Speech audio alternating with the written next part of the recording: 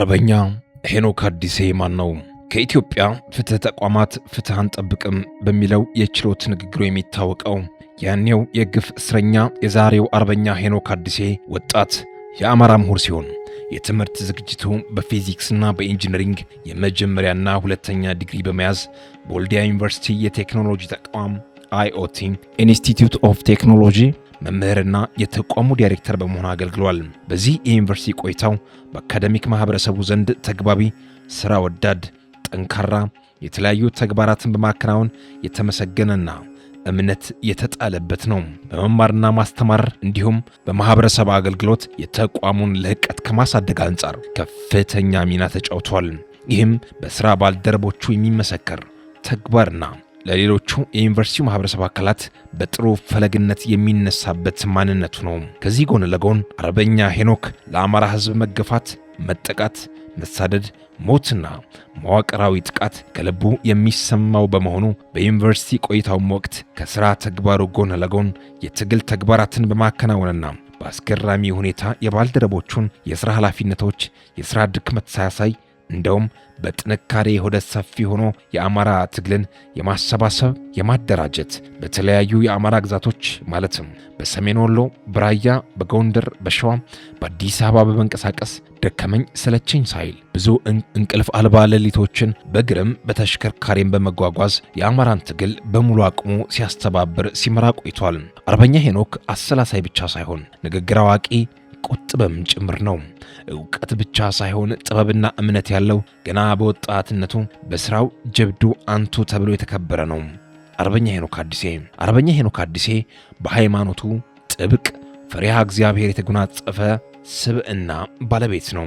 ሄኖክ አዲሴ ለአማራ ትግል ያለው አበርክቶም የአማራ ትግል እንደሚታወቀው ተጨባጭና ነባራዊ እውነታ ቢሆንም ይህን ተረድቶ በተግባር ለማዋል ሰፊ ህዝብና የልሂቃን አቅም ቢኖርም እንደ ሄኖክ አይነት የፖለቲካ ልሂቃንን ለአማራ ህዝብ ተቆርቋሪ ታጋይን የማግኘቱ ሂደት በጣም አስቸጋሪና ፈታኝ ነው። ጥቂትና ጠንካራ የአማራ ታጋዮችን የማግኘቱ ሂደት እንደ ወርቅ በእሳት የሚፈትን ሂደት አለው። አርበኛ ሄኖክ አዲሴ ከዚህ አንጻር በግለሰባዊ ስብዕናው በሳል፣ የተረጋጋ፣ ነገሮችን በጥሞና የሚመለከት አስተዋይነትን የተላበሰ የተግባርና የቆራጥነት ምልክት ተደርጎ ይወሰዳል። ከዚህ አንጻር ሄኖክ አዲሴ የአማራ ብሔርተኝነት ገና በጅማሬው ላይ ያለ ከዛሬ 3 ዓመት አካባቢ የፋኖን ትግል በማሰባሰብ በማደራጀት የአማራ ፋኖ ብሔራዊ አንድነት ምክር ቤትን በማቋቋም ጠንካራ አባላትን ከተለያዩ ተቋማት በማደራጀት አስፈላጊ የሐሳብ የቁሳቁስና የፋይናንስ ድጋፎችን በማሰባሰብ በፖለቲካዊና ወታደራዊ ዘርፉ የተደራጀ ትግል በማድረግ ከፍተኛ ሚና ተጫውቷል። ከዚህ ጎን ለጎን የምስራቅ አማራ ፋኖ በማደራጀት ሰፊ የአማራ የትግል ቀጠና የሆነውን የምስራቅ አማራ አካባቢዎችን የተለያየ የተበታተነ የትግል አሃዶችን በማሰባሰብ የተቀናጀ ትግል እንዲከናወን የበኩሉን ጠንካራ ሚና ተወጥቷል። የአርበኛ ሄኖክ አዲሴ የማረሚያ ቤት ቆይታና ከእስር የማምለጥ ጀብዱ የካቲት 13 ቀን 2016 ዓ.ም ለማመን የሚከብድ አስደናቂ ክስተት አዲስ አበባ ውስጥ ተፈጥሮ ነበረ። ሕገ መንግስታዊ ስርዓቱን በኃይል ለመናድ እየተንቀሳቀሰ ነው ተብሎ ታስሮ የነበረው አርበኛ ሄኖክ አዲሴ ከእስር ያመለጠበት ዕለት ነው። የካቲት 13 ቀን 2016 ዓ.ም ነበረ አርበኛ ሄኖክ አዲሴ ከእስር ቤት አምልጦ ወደ ጫካ ጉዞ የጀመረው።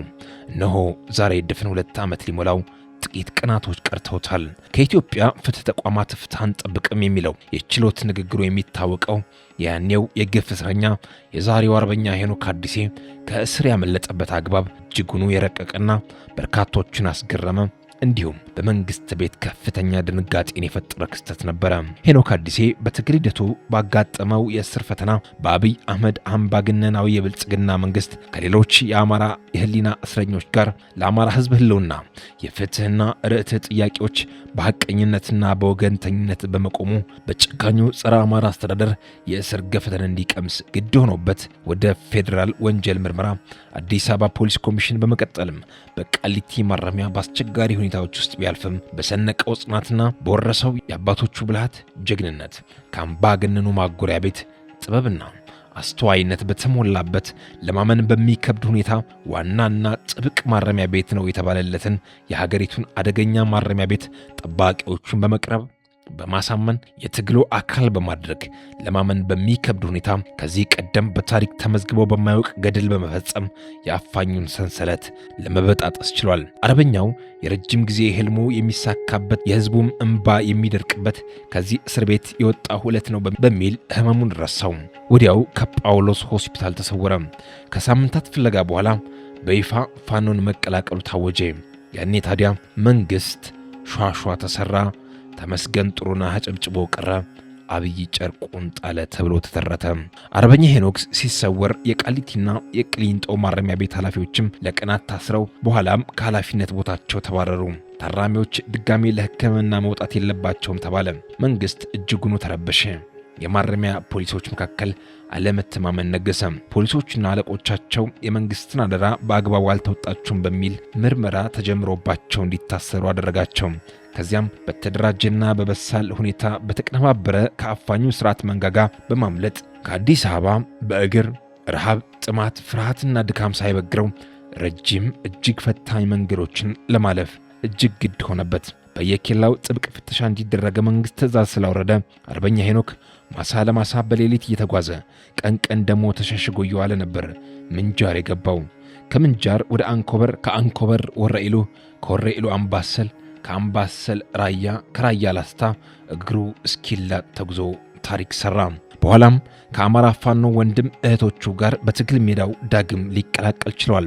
ሄኖክ አዲሴ በአማራ ፋኖን በማጠናከርና አንድ ድርጅትን በመፍጠር ሂደት ውስጥ አርበኛ ሄኖክ አዲሴ በየዘመናቱ ጠንካራ የፖለቲካ ማንነት ያላቸው ግለሰቦችን በኢትዮጵያ ምድር እንደተፈጠሩ ሁሉ በተለይ እንደ ኢህአፓው ዶክተር ተስፋዬ ደበሳይ አይነት በሳል የተረጋጋ ትግልን በረጅሙ መመልከት የሚችል የማደራጀትና የማሰባሰብ አቅምን የተላበሰ በየጊዜው ለአዲስ ተልእኮ ራሱን በማዘጋጀት የሚተጋ ጠንካራ የትግሉ ፈርጥ ነው።